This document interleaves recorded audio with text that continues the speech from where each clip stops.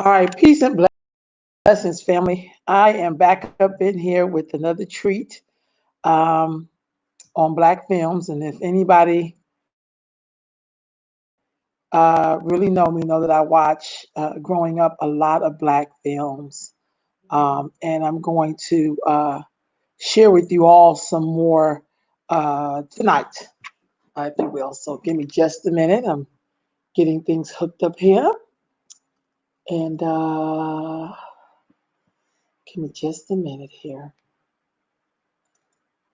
So it's Saturday night, and if um, if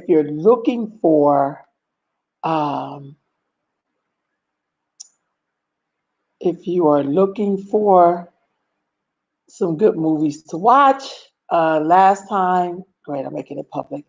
Last time I shared some film, like 14 films in general that I was just thinking about at the time, but this would be part of the series family. So I'm going to, you'll see me looking to the side a lot because I have another computer over here. So the last series was just 14 films that I just thought off of the top of my head. Tonight is going to be Black women warrior films from the 60s and 70s. Must watch, listen, and learn. These are women. I am very woman centered. Always have been, and some of these movies is probably going. I grew up watching these images of Black women in film, and so I hope you will enjoy. And I'll tell you a little bit about them as I go along. So, first film, this sister Cleopatra Jones. I really love this film. This sister who stars in this film, Tamara Dotson, she was 6'2" tall. And so this is about an undercover agent for the US government. Overseas modeling is only a cover for her real job. Her name is Cleo, well, short is Cleopatra, but Cleo is what they call her for short. Is like a Bond, like a James Bond kind of heroine with power and influence. She had a really nice silver and black 73 Camaro Stingray equipped with automatic weapons and her martial art ability while she invokes the glory of a funk goddess because she just looks so bad. I just love this movie. I've seen it a million times. She remained loyal um, to her drug ridden community, if you will, and her lover Reuben Masters, which is played by Bernie Casey, who I didn't know was an ex football star. I didn't know that either. Who runs a B&S house, which is like a community recovery addiction center. So y'all, this is back in the 70s. This movie came out. I believe this movie came out in 73. I'm not exactly sure. Yeah, 73. And here they were dealing with the effects of drugs. And so even though I like these films because this is like kick-ass, badass stuff, it also showed me that here again, we're talking 1970s, where Black folks were still struggling, if you will, excuse me, with the whole drug thing. And so that is something we really should. That's why history is so important. And even though these are like fictional characters, when you look at it, it does speak and reflect some of what was happening in the time. And it's definitely something you probably really, really should watch. So it's a pretty good film. So Cleopatra Jones, shot in 1973. The next one is Pam Grier is going to be in here a few times because I watched a lot of her things growing up. This film is in 1975, Friday Foster. And basically, this is a sister who, I like this. This is a star studded movie, by the way. Yaphet Kotto, Eartha Kitt, Isaac from the Love Boat.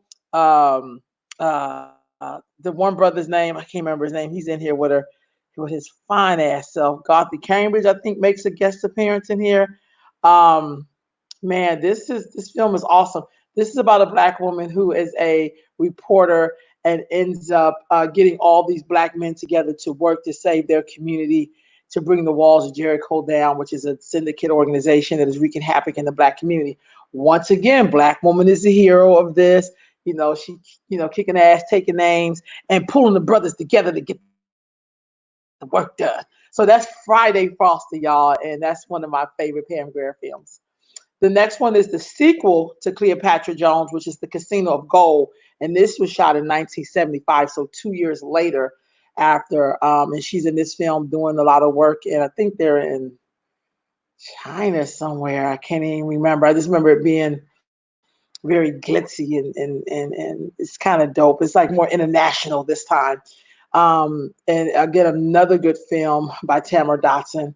And it's a really, really good film. And this is just a follow up. To me, it wasn't good as the first one to me, but I did like it because, again, this is a Black woman, getting it in, getting the work in, you know what I mean, to help the worldwide community. So this is a good film to watch. And so I just kind of sharing with y'all some films where Black women are the leading roles. And these are films that kept me company, that kept me going in my youth.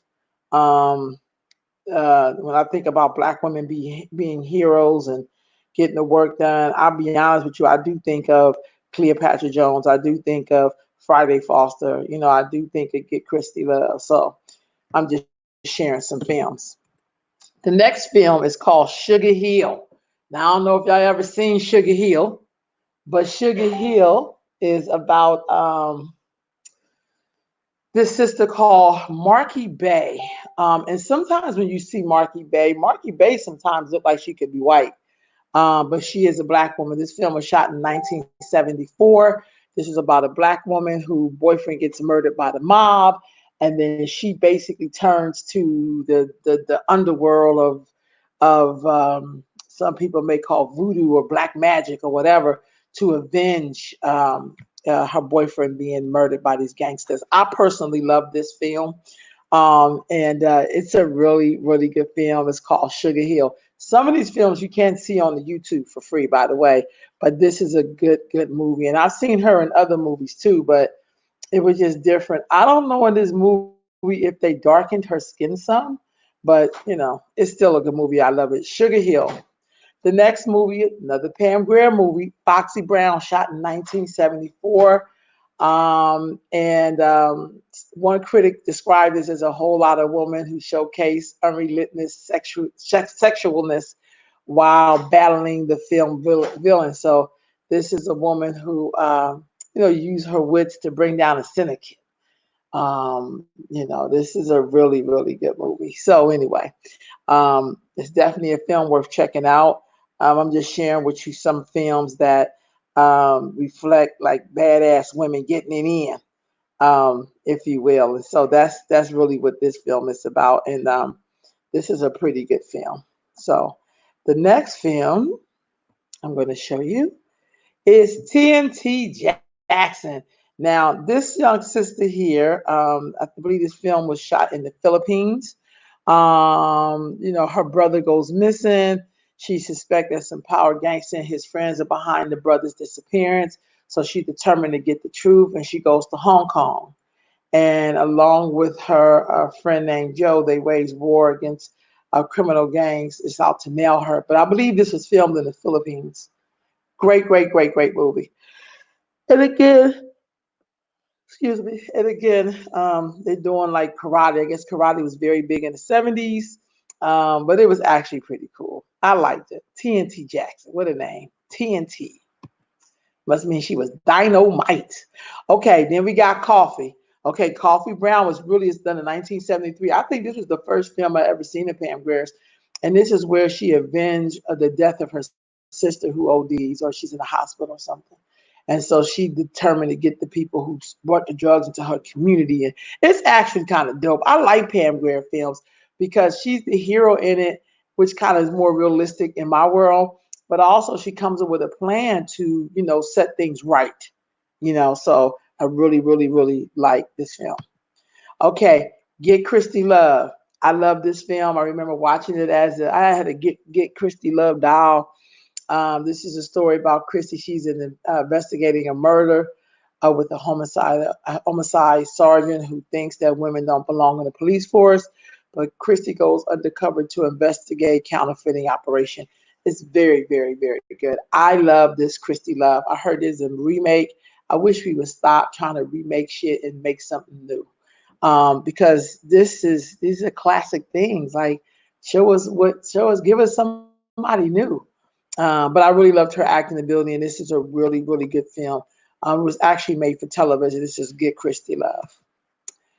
Then we back to Pam Grier. This is Sheba Baby, shot in 1975.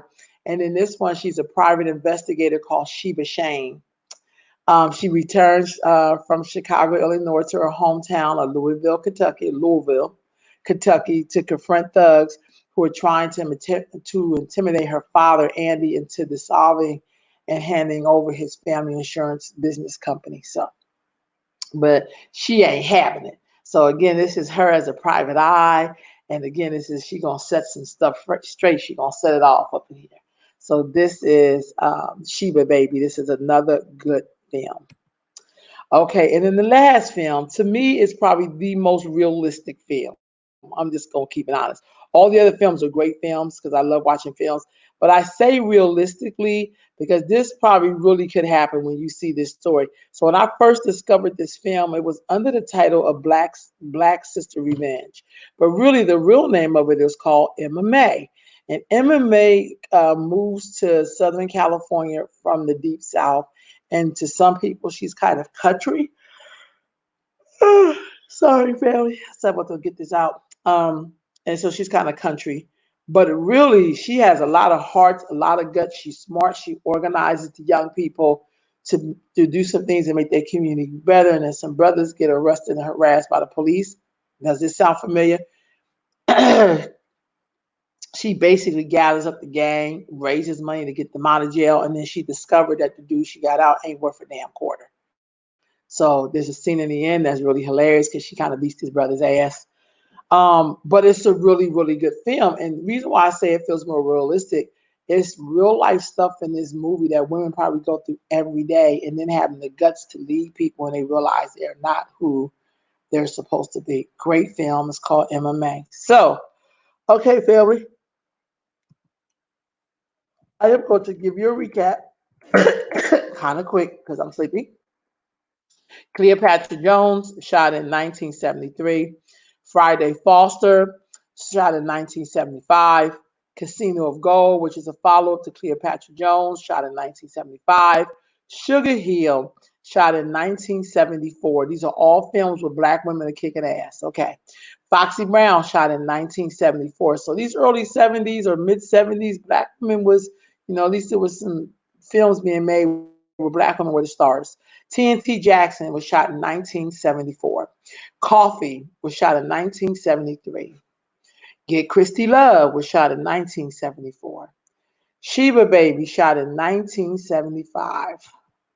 And the last one is MMA, shot in 1976. It looks like the mid 70s was a good time for black women in film. So, okay, family. So I showed you that and I shared that all with you. I just want to come to y'all tonight and share those few films that if you're sitting around at home, and I'm the type of person, I like to look at films from the past because it really helps me to understand kind of where I am and it inspires me. Like I grew up feeling inspired because I watched shows and movies like that in the 80s and some of the early 90s. So I was kind of like maybe a little bit different kid, and that I like watching stuff from history. So with that being said, family, those are my films. Tomorrow night, I'll be back on and I'm going to show you a film talk about some films that look at the music history of black music, which is the only American form of music, really. There's a couple of film artists that if you're really about black music and if you really, really want to be that artist, especially if a lot of young people who want to be in the music business, but they don't have a drop of ounce of talent. I'm just going to be honest. These are some films you can watch where you can kind of get an idea in terms of what music really is, what is the soul of everything, the soul of gospel music, the soul race music, the soul R&B, rock and roll, which is really a whitewashing of R&B, which is how people stole a lot of black music. People had to tell it the way it is, and then it takes you over to soul and then funk and then hip hop and everything in between, neo soul, all of that. You'll see where a lot of people got a lot of their ideas. If you're into sampling music, you'll hear a lot of their origins of sampling. But we'll also be looking at Nina Simone's story and B.B. King and James Brown and Ray Charles and Mary J. Blige, and we'll be talking. These are some documentaries that you really, really, really should watch. John Coltrane. These are documentaries about Black music. I'm gonna showcase to y'all tomorrow, because these are things you can be watching, that you could be watching, that will help you to understand us more. And these are words out of the artist's mouth and people who lived the time and era with them. So I'm going to be sharing with you. I have a lot of films. When I say a lot, I mean a lot of films that I've watched over the years. Some I revisit. And that's what kept me grounded. That's why sometimes I can't believe when people do like pseudo African Black stuff. I'll be like, dude, I live something a little different, so I can't follow that lead. And so tomorrow I'm gonna bring y'all Black music films that you can watch, and then the next day I'm gonna bring you nothing but Black love films. Films, nothing where only Black people are. It's a love story. It could be anything from a warm December to hollow images. So, anyway, family, I hope y'all have a good night, and I will see y'all in the morning on Sunday, Sitting with Sisters. Peace, family.